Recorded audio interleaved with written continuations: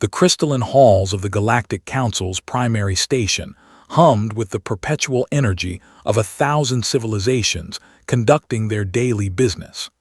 Ambassador Elsa Martinez stood before the massive viewing port, her reflection ghost-like against the backdrop of swirling nebulae and distant star systems. She had been humanity's representative for 3 standard years now, ever since Earth had been granted provisional membership in the Council, a status that came with more restrictions than privileges. "They're watching us again," she murmured to herself, nodding the cluster of Valorian diplomats whose multifaceted eyes tracked her movements from across the atrium. Verk appeared beside her, his footsteps silent despite his considerable frame. The former Special Forces operator had transitioned into diplomatic security with the same efficiency he'd brought to every other mission in his career. His dark eyes scanned the crowd with practiced ease. "Let them watch," Verk said quietly. "We've done nothing wrong."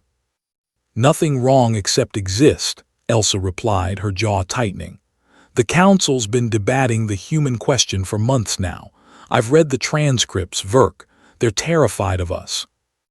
It was an absurd notion on its surface. Humanity had emerged onto the galactic stage barely a decade ago, technologically inferior to even the youngest Council species. The Valorians had mastered faster-than-light travel 3,000 years before humans discovered fire. The crystalline Cathari had built quantum computers while humanity was still painting on cave walls. By every measurable metric, humans should have been the ones trembling. Yet the galaxy trembled instead. Verk's communicator chirped. He glanced at the holographic display and his expression hardened. "It's starting. Emergency Council Session. Topic: Resolution 7749. Elsa's blood ran cold. Resolution 7749, the Predator Suppression Protocol. She'd heard whispers about it in the Council's shadowy corridors, a proposed framework for managing aggressive species characteristics that was clearly aimed at humanity alone. The Council chamber was an architectural marvel, a vast spherical space where representatives from 847 species floated in individual gravity-stabilized pods. Elsa and Verk took their assigned position, notably placed in the outer rim, far from the Council's central authority clusters. Supreme Arbiter Qleth, a being of pure energy contained within a magnetic field lattice, began the session. Their voice resonated through every translator simultaneously, a choir of unified meaning. "We convene to address a matter of galactic security," Qleth announced. "Humanity's integration has revealed biological imperatives that threaten the fundamental peace we have maintained for 11,000 years." Elsa activated her microphone. "Supreme Arbiter, humanity requests the right to respond to these charges." "Denied," came the immediate reply. "This is a preliminary hearing. You will observe." Verk's hand moved subtly to his side, a soldier's instinct checking for weapons that weren't there. Elsa placed a calming hand on his arm, though her own heart hammered against her ribs. A holographic display materialized at the chamber's center, showing data streams and biological analytics. The presenter was Ambassador Threx of the Valorian Cooperative, his mandibles clicking with barely suppressed agitation. "The evidence is irrefutable," Threx began. "Humanity evolved as an apex predator. Their eyes face forward, binocular vision designed for tracking prey. Their teeth include canines meant for tearing flesh. Their persistent hunting methodology involves literally chasing prey until it collapses from exhaustion. Every aspect of their biology screams predator." Murmurs rippled through the chamber. Elsa felt hundreds of eyes and sensors and electromagnetic awareness fields focused on her and Verk. "Furthermore," Threx continued, "human psychology demonstrates alarming aggression patterns. Their history is saturated with warfare, conquest, and competition. Even their entertainment glorifies violence and conflict. They are fundamentally incompatible with civilized galactic society." The hologram shifted to show scenes from human history. Battles, revolutions, mushroom clouds blooming over cities. Elsa winced. Presented without context, humanity's past looked monstrous. The predator suppression protocol, Threx declared, would require mandatory genetic modification of all humans, dampening their aggressive impulses and making them suitable for integration. The alternative is quarantine, permanent isolation of the Sol system. The chamber erupted in debate. Species who had never experienced predation in their evolutionary history voiced support. Others, more pragmatic, questioned the ethics of forced genetic modification. Verk leaned close to Elsa. "They're serious about this. We need to respond." "I know," Elsa whispered back, "but how do we defend what we are?" The answer came from an unexpected source. "I must object to this resolution." The voice cut through the chaos like a blade.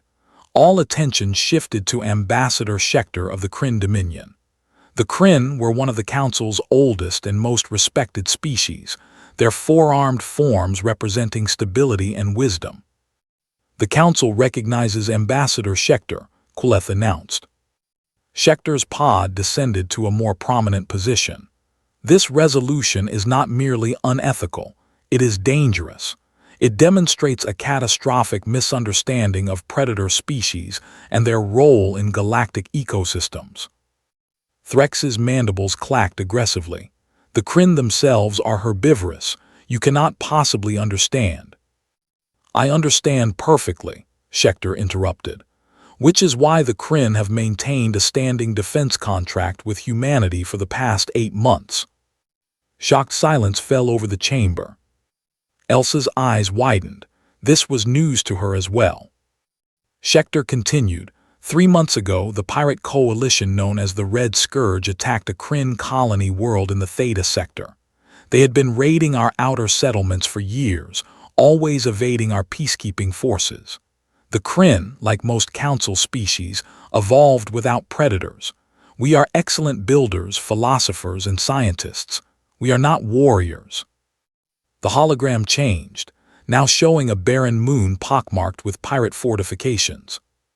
"We hired a human military consultant, one individual.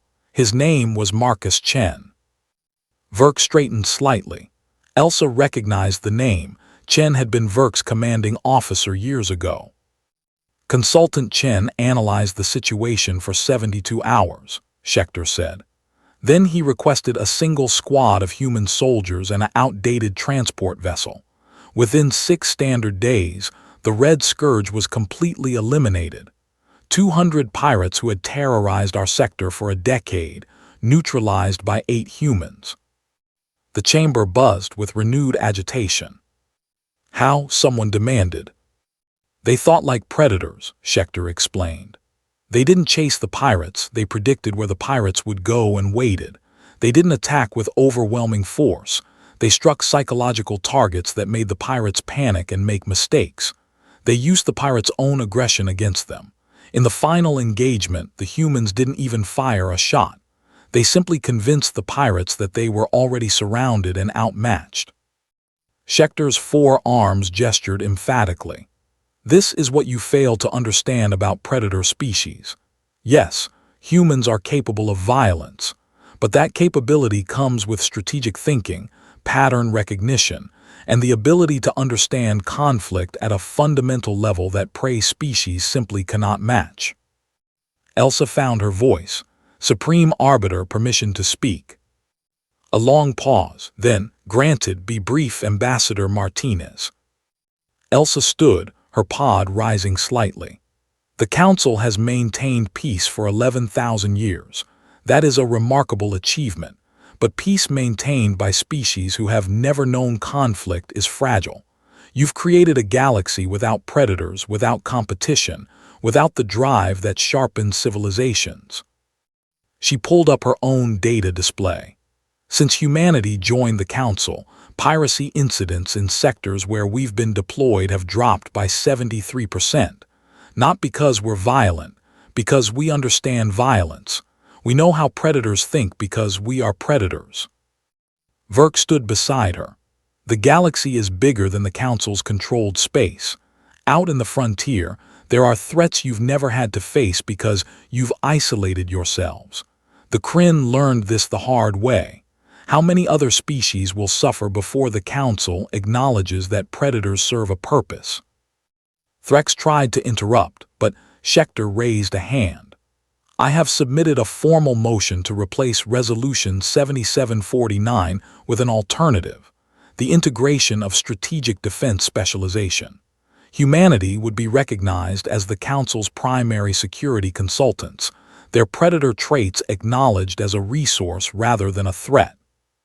The debate that followed lasted for hours. Species divided along philosophical lines, those who valued absolute peace above all else, and those who recognized that true security required understanding conflict. Finally, Kuleth called for a vote. Resolution 7749 failed by a narrow margin. Schechter's alternative passed with 68% support. Hours later, Elsa and Verk stood again at the viewing port, watching transport vessels drift between the stars. We're still being watched, Verk observed. Always will be, Elsa replied. Fear doesn't disappear overnight, but maybe they'll learn that predators aren't monsters. We're survivors, protectors when we choose to be. Verk nodded slowly. The galaxy accidentally built a sanctuary. Perfect conditions, no threats, eternal peace.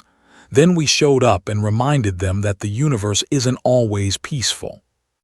They think they awakened our predator instincts, Elsa said with a slight smile.